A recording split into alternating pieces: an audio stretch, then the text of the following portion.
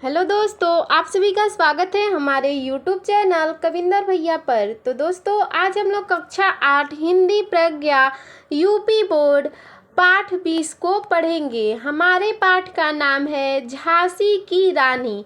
तो आज हम लोग इस पाठ का प्रश्न उत्तर देखेंगे। तो सबसे पहले देखेंगे कुछ करने को, जिसमें पहला प्रश्न है, इस पाठ में कुछ वीरांगनाओं के नाम आए हैं। पुस्तकों से और अपने बड़े बुजुर्गों से कुछ और वीरांगनाओं के बारे में जानकारी एकत्र करके कक्षा में या बाल सभा में चर्चा कीजिए। तो दोस्तों, आप इन वीरांगनाओं के विषय में कुछ और जानकारी एकत्र कर कक्षा में चर्चा या बाल सभा कर सकते हैं। कुछ वीरांगनाओं के बारे में जानकारी दिया है, आइए मैं आपको बताती हूँ। ठीक है, हेडिंग डालेंगे कित्तूर की रानी चेन्नम्मा। ठीक है, और इसमें लिखेंगे कित्तूर की रानी चेन्नम्मा जन्म 1778 से मृत्यु 1829। ठीक है, जो ये कित्तौर की रानी चेन्नम्मा थी, इनका जन्म हुआ था 1778 में और मृत्यु हुआ था 1829 ईस्वी में। ठीक है, कर्नाटक के कित्तूर की वीर रानी थी। उन्होंने अंग्रेजों की सत्ता का विरोध किया और उनके खिलाफ बहादुरी से युद्ध किया। रानी लक्ष्मीबाई से पहले ही रानी चेन्नम्मा ने अंग्रेजों के विरुद्ध संघर्ष का नेतृत्व किया था, इसीलिए उन्हें भारत की शुरुआती महिला स्वतंत्रता सेनानियों में एक महत्वपूर्ण स्थान दिया जाता है। अगला हेडिंग डालेंगे कनकलता बरुआ। जन्म हुआ था 1924 में और मृत्यु हुआ था 1942 में। ठीक है, अब लिखेंगे इसमें, असम राज्य की वीर स्वतंत्रता सेनानी थी। इन्होंने भारत छोड़ो आंदोलन 1942 में सक्रिय रूप से भाग लिया। मात्र 17 वर्ष की आयु में उन्होंने देश के लिए बलिदान दिया। वे साहस, देशभक्त और त्याग की प्रेरणादायक मिसाल हैं। अगला हेडिंग डालेंगे वीरांगना झलकारी बाई।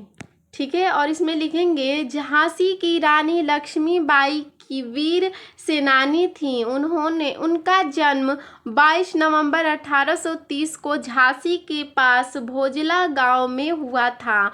उन्होंने घुड़सवारी और अस्त्र शस्त्र चलाने का प्रशिक्षण मिला था।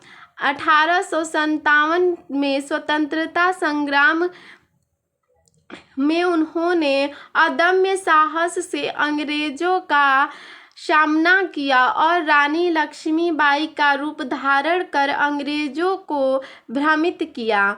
उनका जन्म साहस, देशभक्ति और बलिदान की प्रेरणादायक मिसाल है। ठीक है, आगे है बेगम हजरत महल। जन्म 1820 ईस्वी और मृत्यु 1879 में। ठीक है, देखते हैं इनके बारे में। अवध की बेगम हजरत महल ने 1857 में प्रथम स्वतंत्रता संग्राम में अंग्रेजों के दांत खट्टे कर दिए थे। भारत सरकार ने बेगम हजरत महल के सम्मान में सन 1984 में डाक टिकट भी जारी किया। अब अगला प्रश्न देखते हैं। प्रश्न नंबर 2 है, झांसी की रानी से संबंधित कविताएं व लेख पढ़िए। तो इसका उत्तर है, सुभद्रा कुमारी चौहान द्वारा रचित प्रसिद्ध कविता झांसी की रानी पढ़ सकते हैं। इस कविता में रानी लक्ष्मीबाई की वीरता, साहस और देशभक्ति का वर्णन किया गया है। प्रश्न है 3 नंबर, विद्यालय में शिक्षक की सहायता से आवश्यकता अनुसार लालिकृति brigade, Lakshmibai brigade, Subhash brigade. ठीक है, सुभाष ब्रिगेड। देखिए आवश्यकता अनुसार क्या है, तो लाल कुर्ती ब्रिगेड और लक्ष्मीबाई ब्रिगेड, सुभाष ब्रिगेड, ठीक है, आजाद ब्रिगेड आदि का गठन करें और विद्यालय संबंधी क्रियाकलापों जैसे प्रार्थना, खेलकूद, स्वच्छता, मिस डे मील, सांस्कृतिक, ठीक है, गतिविधियों में अपने दायित्व का निर्वहन उत्कृष्टता के साथ कीजिए। तो दोस्तों आपको ये स्वयं करना है, आप अपने गतिविधियों में स्वयं कीजिएगा, ठीक है। आइए देखते हैं विचार और कल्पना, जिसमें पहला प्रश्न है, पाठ में किस समय की घटना का वर्णन किया गया है, इससे देश की दशा के बारे में क्या पता चलता है। तो इसका उत्तर है, यह सन 1857 ईस्वी में के प्रथम स्वतंत्रता संग्राम की घटना है। उस समय भारत में अंग्रेजों का शासन था। भारतीय रजवाड़ों में आपसी फूट और एकता का अभाव था। अधिकांश जमींदार अंग्रेजों के प्रति वफादार थे। किसान और आम जनता की स्थिति भी दयनीय थी। अगला प्रश्न देखते हैं 2 नंबर, झांसी की रानी के जीवन की कहानी संक्षेप में लिखिए। तो इसका उत्तर है, रानी लक्ष्मीबाई का जन्म 19 नवंबर 1828 को वाराणसी में हुआ था। उनके बचपन का नाम मणिकर्णिका यानी कि मनु था। उनका विवाह झांसी के राजा गंगाधर राव से हुआ था। पति की मृत्यु के बाद अंग्रेजों ने झांसी पर अधिकार करने का प्रयास किया। रानी लक्ष्मीबाई ने अंग्रेजों के विरुद्ध वीरतापूर्वक युद्ध किया और 1857 के स्वतंत्रता संग्राम में महत्वपूर्ण भूमिका निभाई। उन्होंने मातृभूमि की रक्षा करते हुए 18 जून 1858 को वीर गति प्राप्त की। वीर गति प्राप्त करने का मतलब है यहाँ पे कि उनकी मृत्यु हो गई, ठीक है। अगला प्रश्न देखते हैं 3 नंबर, युद्ध के अंतिम क्षणों में जब नया घोड़ा सोनरेखा नाले पर अट गया, उस समय रानी लक्ष्मीबाई के मन में क्या विचार आए होंगे। तो इसका उत्तर है, उस समय रानी लक्ष्मीबाई के मन में यह विचार आया होगा कि देश की स्वतंत्रता के लिए उनका बलिदान व्यर्थ नहीं जाएगा। उनका बलिदान स्वराज्य की नींव को मजबूत करेगा। अगला प्रश्न देखते हैं 4 नंबर, रानी लक्ष्मीबाई ने अंग्रेजों द्वारा अपने अधिकार क्षेत्र में अनावश्यक हस्तक्षेप के कारण युद्ध किया। यदि आपके दैनिक कार्यों और विद्यालयी क्रियाकलापों में कोई अनावश्यक हस्तक्षेप करे तो आपको कैसा लगेगा और आप उसके लिए क्या करेंगे। तो इसका उत्तर है, मुझे अपने दैनिक कार्यों और विद्यालयी क्रियाकलापों में किसी का अनावश्यक हस्तक्षेप अच्छा नहीं लगेगा। मैं शांतिपूर्वक उसका विरोध करूंगा और आवश्यकता पड़ने पर अपने शिक्षक या किसी बड़े व्यक्ति की सहायता लूंगा, ठीक है। अगला देखते हैं पाठ से, जिसमें पहला प्रश्न है, मुंदरबाई उदास क्यों थी। तो इसका उत्तर है, मुंदरबाई को आभास हो गया था कि वह उस दिन युद्ध में मारी जा सकती है, इसी कारण वह उदास थी। अगला प्रश्न है 2 नंबर, रानी ने रामचंद्र देशमुख को क्या आदेश दिया। तो इसका उत्तर है, रानी ने रामचंद्र देशमुख को दामोदर राव को सुरक्षित दक्षिण पहुंचाने का आदेश दिया। अगला प्रश्न है 3 नंबर, यह अस्तबल को प्यार करने वाला जानवर है। रानी ने घोड़े के लिए यह वाक्य क्यों कहा। तो आइए इसका उत्तर देखते हैं, ठीक है। रानी ने घोड़े को एड़ लगाए तो वह आगे बढ़ने में झिझका। इससे रानी को लगा कि घोड़ा अस्तबल में रहने का आदी है और युद्ध के लिए पूरी तरह तैयार नहीं है, इसीलिए रानी ने उसके लिए वह वाक्य कहा। अगला देखते हैं प्रश्न नंबर 4। जूही ने अंग्रेजी सेना का मुकाबला कैसे किया? तो इसका उत्तर है जूही ने अंग्रेजी सेना पर गोलियां बरसाकर बहादुरी से मुकाबला किया। अंत में वह तलवार से लड़ते हुए वीर गति को प्राप्त हुई, यानी कि मृत्यु हो गई उसकी।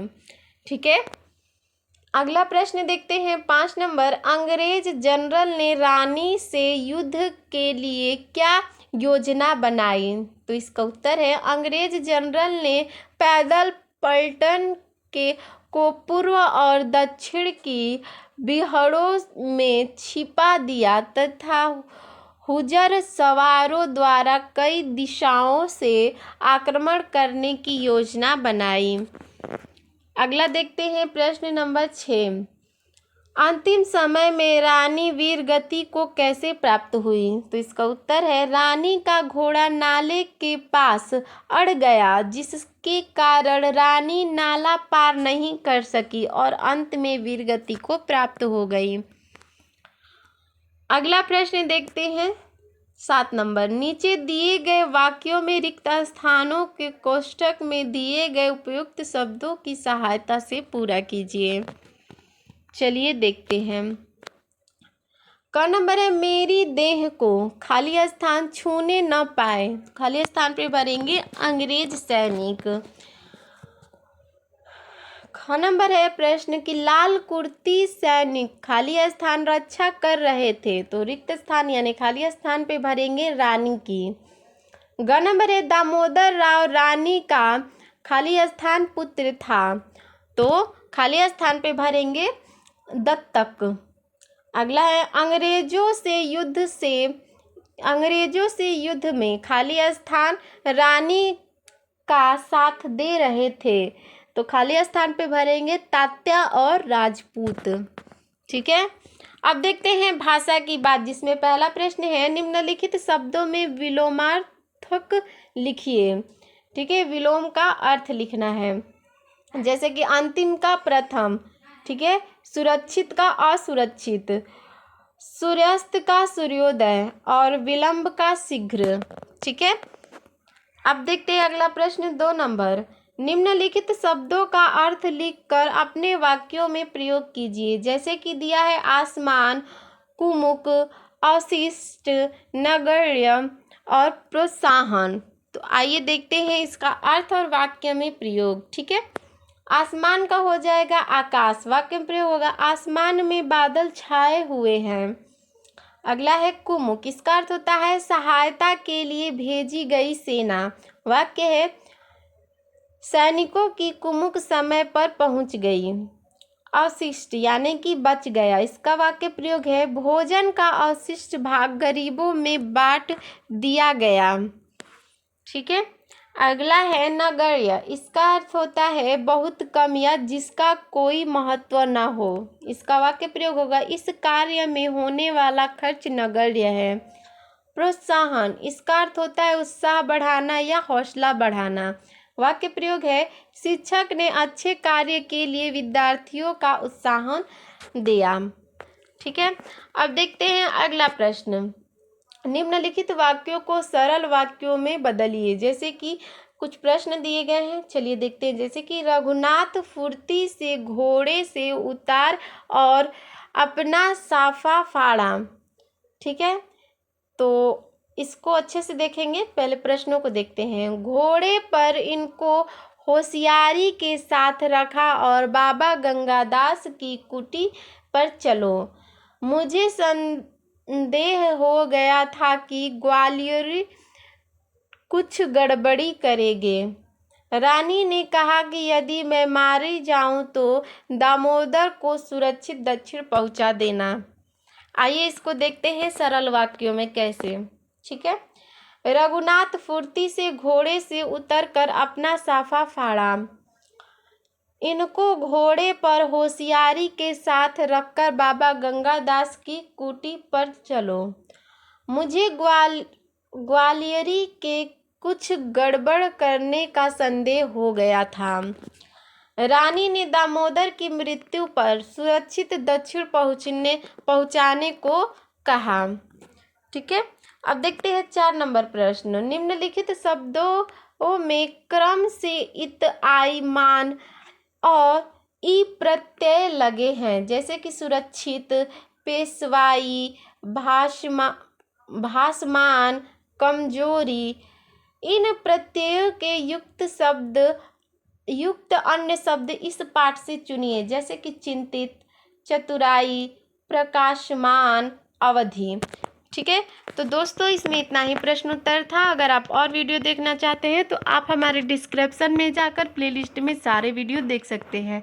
और आपको हमारा यह वीडियो कैसा लगा हमें कमेंट में ज़रूर बताइएगा। धन्यवाद।